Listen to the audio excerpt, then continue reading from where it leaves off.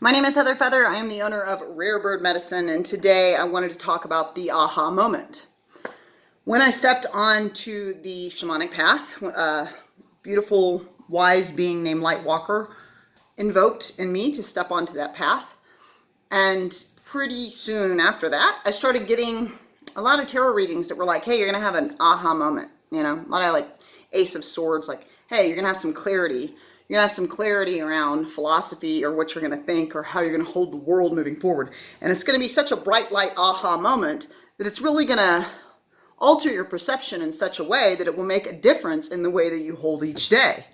And so some of you may have experienced this, these aha moments. I would assume most two-leggeds have periods in their life where it's like, oh, you mean if I forgive the person, I don't have to walk around with this toxic story I keep telling over and over again that makes everybody feel like garbage? Yes, yes, yes, that is what will happen. And most importantly, you'll get your frequency back to what it innately is, which is love. So yes, you know, we all may experience our own aha moments. My aha moment that came after I stepped on the shaman, there were a bunch. I mean, that's its own book. But one of the larger ones, for a lot of my life, I had held lots of traumatic experiences, had PTSD from a tremendous amount of trauma, was diagnosed with an emergency room doctor with PTSD, like, girl, you've seen some stuff. I think I might have messed you up a little bit. And I've been told, like, you will probably be chronically depressed your whole life because you've just seen too much. And it's like, I don't think that's real good advice, but okay. Duly noted. Let me get on ashwagandha and not listen to you because thought is cause. And what I can say is I have had long stints of chronic depression, suicidal ideation. You know, some of it stems around feeling never heard, never fully received, because everybody has these filters. And a common filter for the two-legged is like, I'm worthless. I've had my sister teach this to me, like, hey, you have a filter that when I tell you something, it goes through your filter and you hear I'm worthless. And that's not what I'm saying. So like, you just take the filter off and just hear me. And that was a real gift to me because it's like, oh yeah, I guess that is on there. I guess I'll just take that off. That's not a very helpful filter. But same vein, sometimes I'm talking into a face hole that has a filter that says I'm worthless. So whatever I'm saying, they can't hear it because it all gets translated into, yeah, that's further evidence as to why I'm the problem and what, you know, and there's another reason why I'm worthless. And it's like, nobody's talking about your worthlessness, but the filter keeps sometimes two-leggeds from really seeing what's there. So some of my frustration has stemmed around like, how do I get you to hear me? Because you can trust if I'm saying it, it's probably strange. It's probably not what your brain wants to normatively assume that it is. And there can be a lot of assuming the worst of others and missing the meat of the message. But some of that frustration has stemmed around the dysfunction, the poison, the toxicity, the trauma, the low frequency, low vibe, false evidence appearing real, fear-based teaching that can be handed. And I've been handed lots of that. Lots of that. I could write a dozen novels right now about it. Lots of that. So that has caused great sadness in me because it's like, why would people treat me this way? Why would you, I don't know, like why would somebody behave in this way toward, like, hello, I'm here, I matter, I'm not invisible, and I have feelings and I have thoughts and they matter, and your behavior says that no, they don't. So like, why are you being that way? Because it feels to me like they should matter. But guess what? They should matter to you. They should matter to you. Because you're the steward of this vessel, this flesh costume that you're going to walk through a lifetime. And you're the steward of how you're going to perceive all that comes into your field, into your frequency, into your day. And you certainly can assume the worst, and you certainly can not be a steward of your temple, your physical, mental, emotional, spiritual temple. And as someone who's had a lot of not pleasant experiences, I really would not wish my life, and I've said this my whole life, I would not wish my life, and as more lessons came in, I was like, whoo, doubly so this year. I would not wish my life on any two-legged. I don't care how wretched they've been. Mainly because I'm a compassionate person and I'm not somebody that's like, oh, you did wrong, let's judge you and attack you. It's like, okay, let's be the bad guy because he's a bad guy. What are we doing? Don't become the teaching. If someone is hateful, don't then become hateful at them, because then they've indoctrinated you into their foolishness. Oh, now you want to punish the bad guy? Okay, who's the punisher now? Who's the bad guy now? Right? So compassion is a tricky thing to stay in. And compassion is able to look at things without judgment.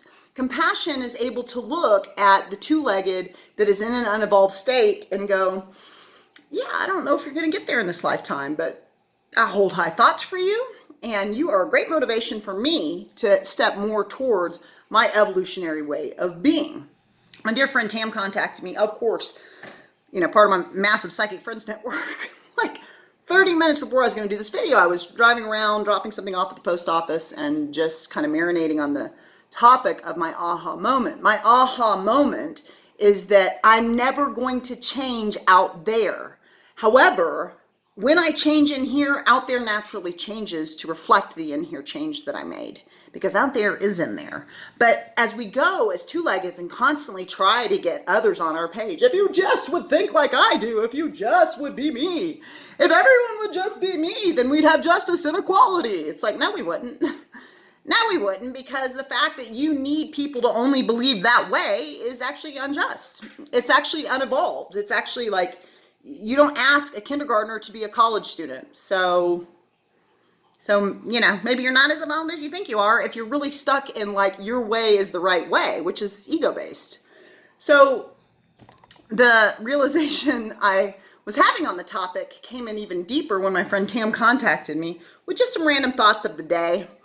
And Tam had asked, do you think that when someone does their trauma work, and they kind of do that shadow work, some people call it, or that trauma, they really start to work on themselves, do you think that that supports and influences others doing that work? Which I said, yes and no. Yes and no. And fun. This is the fun of being a shaman, is that it's a little bit of both and. No. I don't think the work that I've done necessitates that everyone outside of me is going to, that I engage with. If you're racist, you're going to be a little bit less racist because you've engaged with me. If you're transphobic, you're going to be a little bit less transphobic because you've engaged with me. I think that's part of the delusion and the aha moment that a lot of humanity needs is, you're not the steward of another's evolution. You're not a steward of their growth edge. And is their lack of growth edge dangerous? Sure, there's lots of hate crimes that get committed here, but life is dangerous. Death is imminent. We're all going to die. Life is dangerous. Death is coming like a freight train. Doesn't matter. Lots of ways to exit.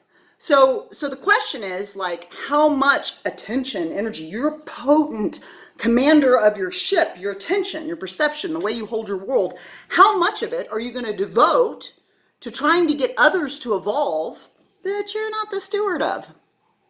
That you're not the steward of. Now, you're welcome to hang out the rest of your life with kindergartners when you're a college professor and be like, y'all are freaking unevolved, and hopefully y'all will be college level.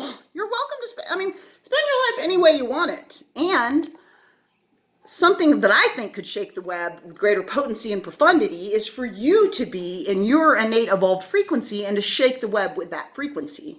So in that regard, yes, when you do your work, it is one web of life. There's one life. One life, one love, you know what I mean? One mind. There is one life. It's not the life that animates Heather's flesh costume and with her individual soul to match her individual ego matrix body, and that individual four-legged soul with their individual expression. No. The spirit that animates that cat animates my body, animates this plant, animates that bumblebee, animates that tree, animates you and me. It's called energy. And we can call it God, and we can call it spirit, and we can call it life, and we can call it love, and we can call it energy, and you can put whatever dress, pants, costume, I don't care, whatever you want on it. But it's one thing that animates the entire dream. So literally you are everything that you look at. So when you get real focused on non-evolution, guess what you're shaking the web with? Consciousness on non-evolution. It's no wonder we remain in a constantly unevolved world, because everybody's just like, it's so terrible. I've done that for 40-something years. This place is terrible. People are crazy. And so long as my consciousness is on war, so long as my consciousness is on how much it sucks to be at Earth School, guess what? There's more of that to come. Order up, order up. It sucks down here. Yes, it does. Congratulations, humans. Congratulations. You continue to talk about everything that's awful, and it continues to show up for you. Good. Fantastic. That's working. If thought is cause, which there are in the annals of times, in my experience, a large, vast number of the metaphysical or beyond the physical books that I've studied, that because mind is metaphysical, emotions are metaphysical. Metaphysical doesn't mean spiritual woo-woo. Metaphysical means beyond the physical. The emotions are beyond the physical. Scientists can't tell me the locality or the weight, or they can't describe love to me. We have to have a conversation around this thing that can't be proven to our eyes, that feels kind of etheric, but it is experienced, just like a lot of people experience God. But where is God? It kind of ruined the game if he showed up. The point is for us to forget our spiritual nature so that we can evolve. But there's this quality of